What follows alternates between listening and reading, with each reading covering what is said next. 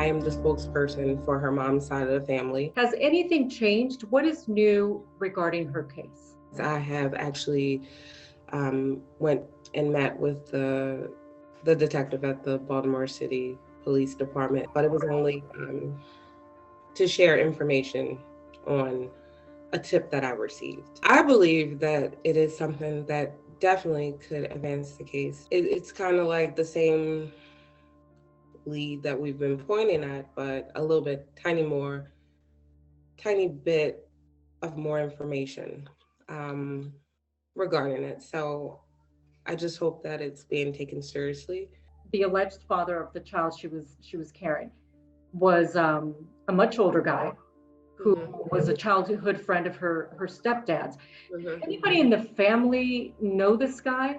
Has anyone been able to contact him? Has he helped you search for her? What is the situation with this individual? No, he has not reached out to anyone in his family. He actually he moved out of state. He came back. I think he moved out of state again. He was supposed to show up at the baby shower. So I find it quite suspicious that you were supposed to come to your own baby shower and you were supposed to bring a dish, but you didn't show up. So that's 5 strikes against you already.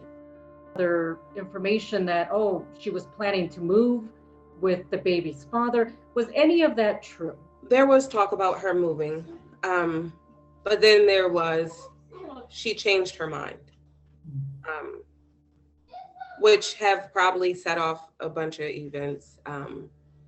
We do have proof that she changed her mind about it. And then after that, we never heard from her after that. So there was talk, there was messages found that involving him, that he didn't want the baby and things like that. I'm just gonna say this. It's more than one person involved in her disappearance. That's my perspective. His girlfriend has threatened my niece to kill her and her daughter multiple times. It's text messages, we gathered all of that stuff. What do you think happened to your niece? Honestly, I try to keep hope alive that she's still out there, but I don't think she is. I honestly think that she was killed.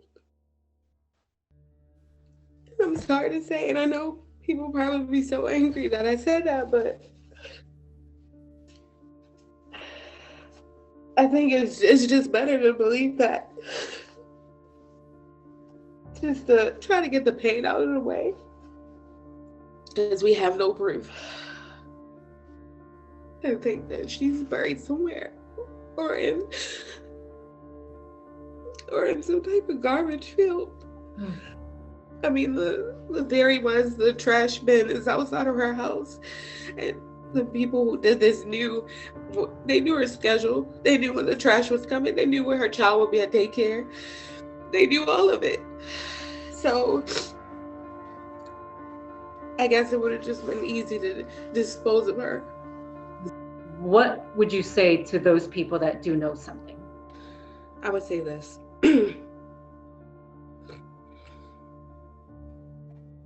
Watch out, because you're going to get caught. You're going to. It's just, I feel like we're closing in. We just need enough evidence. And the day you do, which will come, and it will come soon, because you had no regard for her life. You had no regard for her family. You took someone's mother. My niece is going to grow up without a mother. To get rid of a baby or hurt a baby, you're disgusting. And you're going to deserve everything you get. And I can't wait. I will be there at your trial. I will.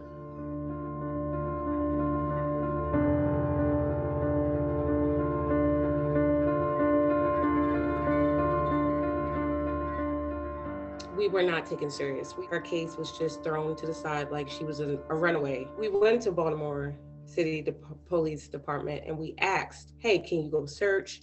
Can you help us with some resources? Myself and family members and friends actually searched. We searched Cherry Hill Park. That's a large park. And it was 12 of us. We had no help. So, of course, we missed lots of clues if she is out there. I also did ask, can her case be seen as like an Amber Alert? Because there was a baby. I had told the detectives this. There's no way that she ran away. She left a baby behind that she absolutely adored, her daughter. Why would she run away? Does that make sense to you? Does it make sense to anyone? Which it does not. So it's very hurtful that we lost time. We lost time. We had no resources to begin with. But I know if she was Caucasian, this case had been solved. There would be people in jail. How does it feel when you see a case recently in the news that obviously was a very tragic case? I'm talking about the case of this young woman, Gabby Petito, right? She's a white woman, went missing. She's found, and certainly that is a tragic case. It's terrible for her family. However, you can't help but notice the immediate coverage that case received. It was immediate. And the urgency that it was given.